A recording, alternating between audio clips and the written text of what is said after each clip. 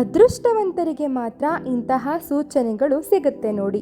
ಕತ್ತಲೆಯನ್ನೇ ತುಂಬಿಕೊಂಡಿದ್ದ ನಮ್ಮ ಜೀವನದಲ್ಲಿ ಬೆಳಕು ಮೂಡುವ ಮುನ್ನ, ನಮ್ಮ ಅದೃಷ್ಟದ ದಿನಗಳು ಪ್ರಾರಂಭವಾಗುವ ಮುನ್ನ ಮತ್ತು ನಮ್ಮ ಜೀವನದ ಸಂತೋಷದ ಕ್ಷಣಗಳು ಆಗಮಿಸುವ ಮುನ್ನ ಕೆಲವೊಂದು ಶುಭ ಸೂಚನೆಗಳು ನಮಗೆ ಸಿಗುತ್ತೆ.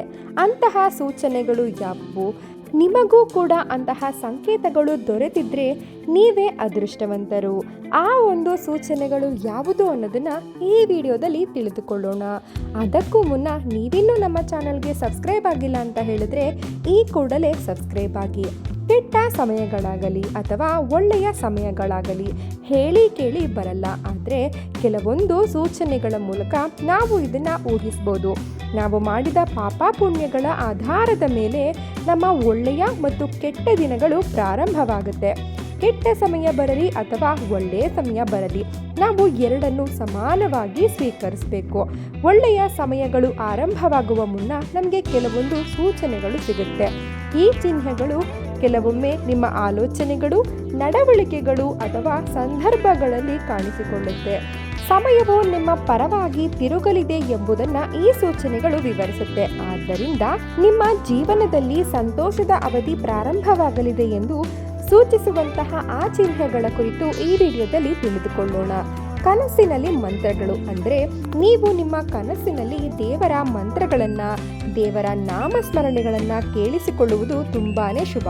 ಅದರಲ್ಲೂ ರಾಮ ರಾಮ ಎನ್ನುವ ರಾಮನಾಮವನ್ನು, ಓಂ ಎನ್ನುವ ಗಾಯತ್ರಿ ಮಂತ್ರವನ್ನು ಕೇಳಿಸಿಕೊಳ್ಳುವುದು ಅತ್ಯಂತ ಮಂಗಳವಾದ ಕ್ರಿಯೆಯಾಗಿದೆ. ಇದು ನಿಮ್ಮ ಆಧ್ಯಾತ್ಮಿಕ ಶಕ್ತಿಯನ್ನು ಜಾಗೃತಿಗೊಳಿಸುತ್ತದೆ ಮತ್ತು ದೇವರ ಆಶೀರ್ವಾದ ನಿಮ್ಮ ಮೇಲಿದೆ ಎಂಬುದರ ಸಂಕೇತ ಕೂಡ ಆಗಿದೆ.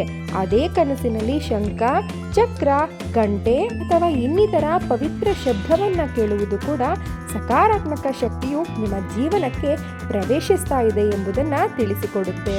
ಎರಡನೇದು, ಈ ಸಮಯದಲ್ಲಿ ಎಚ್ಚರವಾಗುವುದು. ದಿನ ಆರಂಭವಾಗುವ ಬ್ರಹ್ಮ ಮುಹೂರ್ತದ ಅವಧಿಯಾಗಿದೆ. ಈ ಬ್ರಹ್ಮ ಮುಹೂರ್ತದಲ್ಲಿ ಏನಾದರೂ ನಿಮಗೆ ಎಚ್ಚರ ಆಯಿತು ಅಂತ ಅಂದರೆ ದೇವರ ಒಂದು ಅನುಗ್ರಹ ನಿಮ್ಮ ಮೇಲೆ ಸದಾ ಯಾವಾಗಲೂ ಇದೆ, ನಿಮ್ಮ ಮೇಲೆ ಅಪಾರವಾಗಿದೆ ಎಂದು ಅರ್ಥ.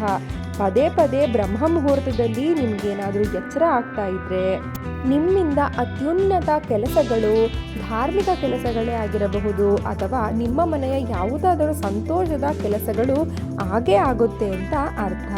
ನಿಮ್ಮ ದೇಹದಲ್ಲಿನ ಈ ಬದಲಾವಣೆ, ದೇಹದಲ್ಲಿ ಎಷ್ಟೋ ಬದಲಾವಣೆಗಳನ್ನು ನಾವು ಕಾಣ್ತೀವಿ. ಆದರೆ ಮಹಿಳೆಯರಿಗೆ ಎಡಗಣ್ಣು ಬಡಿದುಕೊಂಡ್ರೆ ಶುಭವಾಗಿರುತ್ತೆ. ಅದೇ ರೀತಿ ಪುರುಷರಿಗೇನಾದರೂ ಎಡಗಣ್ಣು ಬಡಿದುಕೊಂಡ್ರೆ ಅದು ಅಶುಭ ಅಂತ ಕರೆಯಲಾಗುತ್ತೆ. ಮತ್ತೆ ಮನೆಯಲ್ಲಿ ಕೆಲವೊಂದು ಬದಲಾವಣೆಗಳಾಗುತ್ತೆ. ಜೀವನದಲ್ಲಿ ಒಳ್ಳೆಯ ದಿನಗಳು ಆರಂಭವಾಗುವ ಮುನ್ನ ಈ ವಾತಾವರಣ ಕಾಣಿಸಿಕೊಳ್ಳುತ್ತೆ. ದೀರ್ಘಕಾಲದಿಂದ ಹೂ ಬಿಡದೇ ಇದ್ದಂತಹ ಒಂದು ಗಿಡದಲ್ಲಿ ಹೂ ಬಿಡುತ್ತೆ. ದೇವರಿಗೆ ಹಚ್ಚಿಟ್ಟ ದೀಪ ನಿರಂತರವಾಗಿ ಉರಿಯುತ್ತೆ. ಕುಟುಂಬದಲ್ಲಿ ಹೆಚ್ಚು ಸಂತೋಷ, ನೆಮ್ಮದಿಯ ವಾತಾವರಣ ರೂಪುಗೊಳ್ಳುತ್ತೆ. ಈ ರೀತಿಯ ಬದಲಾವಣೆಗಳೇನಾದರೂ ನಿಮ್ಮ ಮನೆಯಲ್ಲಿ ಆಗ್ತಾ ಇದ್ದರೆ ಒಳ್ಳೆಯ ದಿನಗಳು ಬರುತ್ತೆ ಅಂತ ಅರ್ಥ. ಈ ವಿಡಿಯೋ ನಿಮಗೆ ಇಷ್ಟವಾಗಿದ್ದಲ್ಲಿ ಲೈಕ್ ಮಾಡಿ ಹಾಗೂ ಶೇರ್ ಮಾಡಿ.